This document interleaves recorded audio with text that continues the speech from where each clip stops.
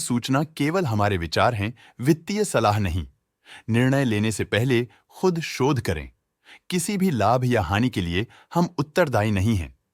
आज हम देख रहे हैं वैस्कॉन इंजीनियर्स लिमिटेड के 2025-26 Q1 की standalone financial performance. Starting with the sales, पिछले क्वार्टर से सेल्स में -42.5% का डिक्रीज हुआ है, मगर कंपनी ने पिछले साल के मुकाबले 13% का सेल्स इंक्रीज रिपोर्ट किया। Expenses -40% quarter on quarter decrease हो गए हैं, जो साल भर के 15.5% के राइज के साथ अलाइन करता है। एक्सपेंसेस में डिक्रीज अच्छा है, लेकिन सेल्स में डिक्रीज निराशा की बात है। ऑपरेटिंग प्रॉफिट, जो पिछले साल के कंपैरिजन में -20% डाउन हुआ है, quarter on quarter around -68% decrease हुआ है। Operating profit margin OPM annual basis पे -2% से डिक्रीज हुआ है और पिछले क्वार्टर के कंपैरिजन में -4.5% से डिक्रीज हुआ है। एक्सेप्शनल आइटम्स को ऐड करके अदर इनकम पिछले क्वार्टर के कंपैरिजन में लगभग 3.5 गुना बढ़ गई, बावजूद इसकी ईयरली ग्रोथ लगभग 10 गुना हुई है। इंटरेस्ट एक्सपेंसेस पिछले क्वार्टर से 4% अप हुआ, लेकिन ईयर ओवर ईयर इंक्रीज 18% हुआ है।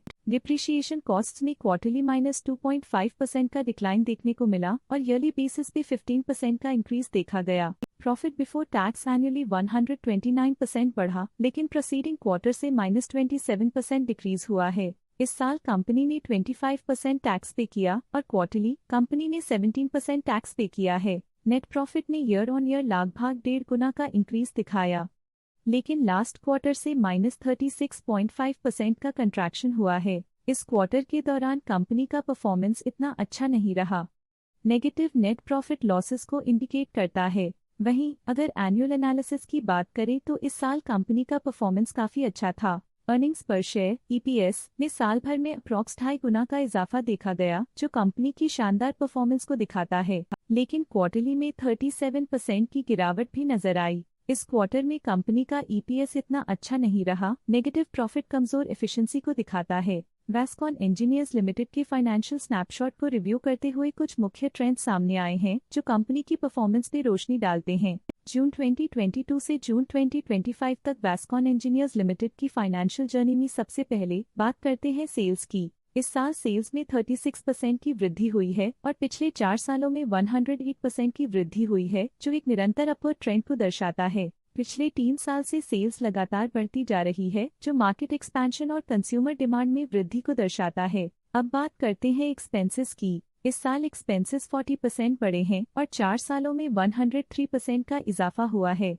इस साल हालांकि एक्सपेंसेस सेल्स से थोड़ा ज्यादा बढ़े हैं, मगर ग्रोथ रेट्स का करीब होना स्टेडी ऑपरेशनल कॉस्ट को दर्शाता है। इस साल ऑपरेटिंग प्रॉफिट -6% कम हुआ, लेकिन पिछले 4 सालों में लगभग 2 गुना का इजाफा हुआ है। एक वृद्धि के बाद पिछले 2 सालों से ऑपरेटिंग प्रॉफिट गिर रहा है, जो कुशलता बनाए रखने में चैलेंजेस को दर्शाता है। नेट प्रॉफिट का सफर ऊपर की ओर चल पड़ा है। इस साल लगभग 1.5 गुना की चढ़ाई के साथ पिछले 4 सालों में लगभग 2 गुना की शानदार वृद्धि हुई है। पिछले साल की सेटबैक के बाद नेट प्रॉफिट में सुधार हुआ है, जो मार्केट ऑपरेशंस में संभव रिकवरी और अडेप्टेबिलिटी को दर्शाता है। इस साल EPS ने ऊंचाइयों को छुआ है 74.5% की वृद्धि के साथ, जो पिछले 4 सालों में 98% की मजबूत वृद्धि पर आधारित है। पिछले साल की गिरावट के बाद इस साल EPS में वापसी हुई है, जो एक सफल फाइनेंशियल टर्नअराउंड को दर्शाता है। चलिए अब बात करते हैं शेयर होल्डिंग पैटर्न की। वैस्कॉन इंजीनियर्स की शेयर होल्डिंग रिपोर्ट्स कुछ इस प्रकार की हैं, जो अननोन 2025 के तक चलता है।